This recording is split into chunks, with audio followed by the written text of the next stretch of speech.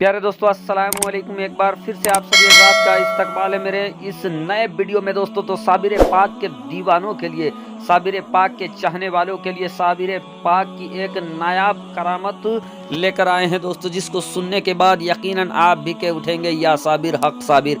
अगर दोस्तों आप भी साबिर पाक के चाहने वाले हैं तो कमेंट बॉक्स में जाएं और या साबिर हक साबिर लिखकर कमेंट करें। चलिए दोस्तों वीडियो का आगाज़ करें उससे पहले अदबन गुजारिश करेंगे, चैनल को कर लीजिए सब्सक्राइब, बेल के बटन को कर दीजिए ऑन और ऑल नोटिफिकेशन के ऑप्शन को दबा ले। चलिए इसी के साथ दोस्तों वीडियो का आगाज़ करते हैं इन जुमलों के साथ। कहा खुद ही साबिर ने रुख से पर्दा हटा के, कहा खुद ही साबिर ने रुख से पर्दा हटाकर बका जा रहा है तेरे सामने से। कहा खुद ही साबिर ने रुख से पर्दा हटाकर बका जा रहा है तेरे सामने से, फना का जनाजा नजर आ रहा है। प्यारे दोस्तों तारीख मिलता है कि हजरत अलाउद्दीन अली अहमद साबिर कलियरी रहमतुल्लाह अलैह, जिनके जमाल और जिनके जलाल से दुनिया वाकिफ है।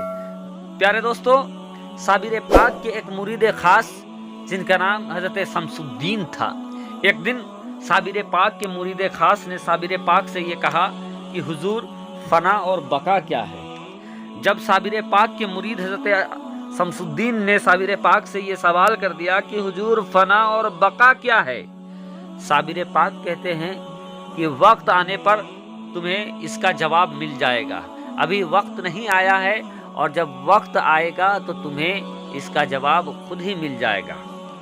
वक्त के बारे में पूछने पर कि वो वक्त कब आएगा इसरार किए तो एक जानकारी उनको दी गई साबिर पाक के जानिब से कि जिस दिन तुमसे कोई करामत जाहिर हो जाए तुम समझ जाओ कि वक्त आ गया है और तुम्हारा पीर भी इस दुनिया में नहीं है। बहरकैफ दोस्तों इसके बाद हजरत शमसुद्दीन ताक में रह गए कि कब वो दिन आएगा जब मेरे सवाल का जवाब मिलेगा। इस दौरान दोस्तों एक मुस्लिम बादशाह एक जगह एक किले को घेर कर बैठे हुए थे, फतहयाबी हासिल नहीं हो रही थी।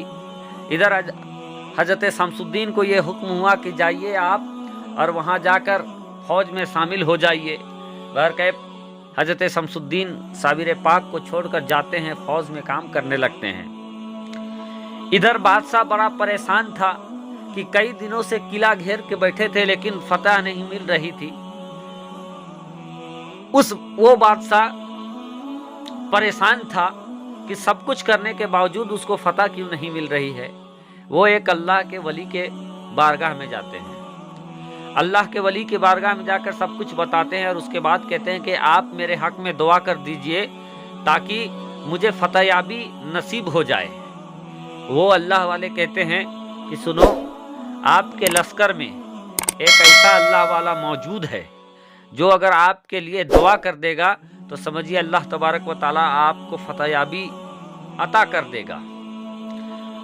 अब बादशाह पूछते हैं कि आप हमें उनके बारे में बताइए, इतना बड़ा लश्कर है और कौन है अल्लाह वाला, मैं कैसे पहचानूं, कोई निशानदेही बताइए ताकि आसानी के साथ मैं उसको पहचान लूं।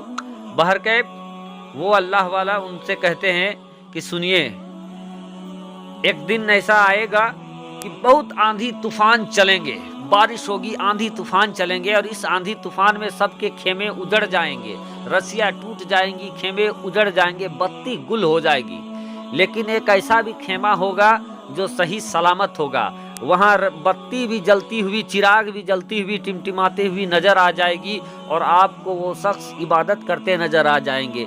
आप उन्हीं से कहिएगा कि मेरे हक में दुआ कर दीजिए, इंशाअल्लाह आपको कामयाबी मिल जाएगी। अब क्या था दोस्तों, बादशाह उसके बाद उस दिन का इंतजार करने लगा। एक दिन रात के वक्त इसी तरीके से आंधी तूफान इस कदर आते हैं कि पूरा लश्कर का, पूरा फौज का खेमे उजड़ जाते हैं, टूट फूट जाता है। जब बादशाह ने ये चीज़ देखा तो वो अब उस खेमे का तलाश करने लगा जिस खेमे के बारे में उस अल्लाह वाले ने कहा था कि एक खेमा ऐसा भी होगा जो बर्बाद नहीं होगा, नुकसान नहीं होगा, वहाँ चिराग जलते नजर आ जाएंगे। अब वो तलाश करने लगा बादशाह, तलाश करते करते दूर में उसको एक चिराग जलता हुआ नजर आया।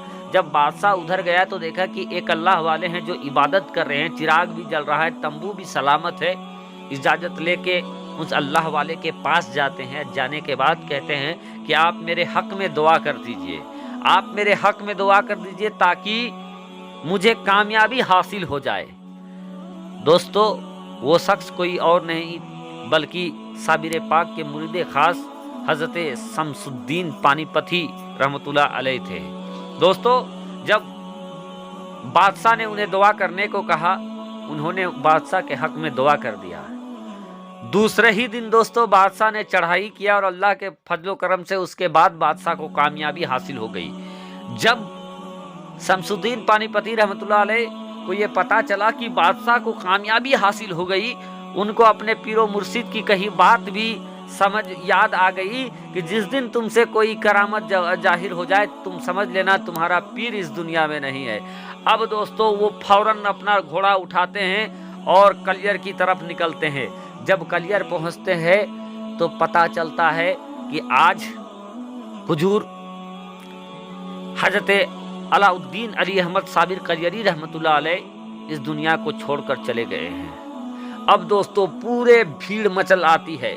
हजरत अलाउद्दीन अली अहमद साबिर के जनाजे में जनाजा रखा है, कोई पढ़ाने वाला जनाजा पढ़ाने वाला नहीं है, चूंकि अल्लाह के वली का जनाजा है, पढ़ाएगा कौन, इस बात की भी बहस है।